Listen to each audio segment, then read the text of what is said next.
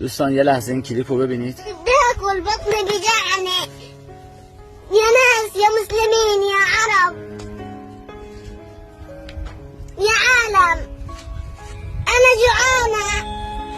حالا این کلیپ رو ببینید.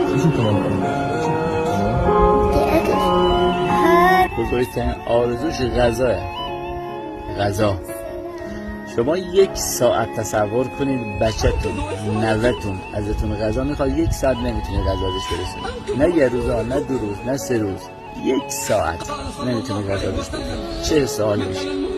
حالا یه میخوام بگم به اویی که سنگ مردم اسرائیل رو به سینه میزنه، کمک‌های مردمی که داره میشه برای مردم غزه تو راه جلوش میگیرن، این بلا رو سرش میارن، آردا رو میریزن تو خیابونا که نرسه به کودکان غزه یا مردم اسرائیل.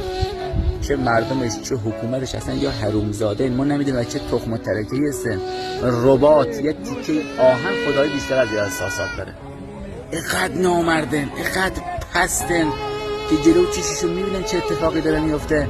بعد دور دیوارای غزه کباب میزنن که بوش برسه به مردم غزه، به کودکای غزه. اینقدر یا نامرد و پسته. بعد جناب عالی میگه یا فکر آزادی مردم ایرانه، نه یا میخوان مردم ایران رو آزاد کنن.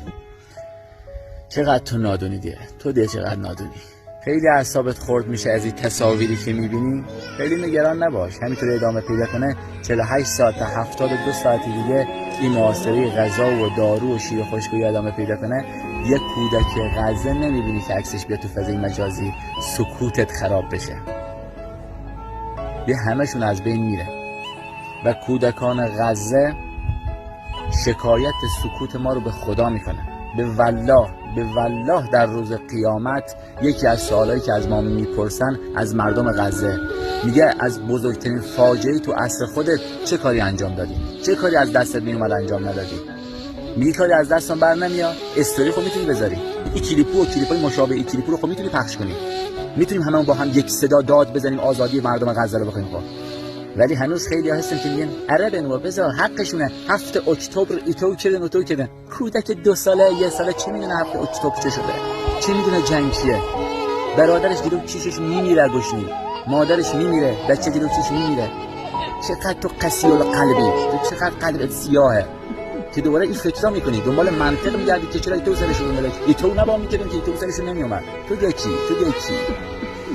از خدا بترسید، از خدا بترسید که تو راه خودتون نیاد.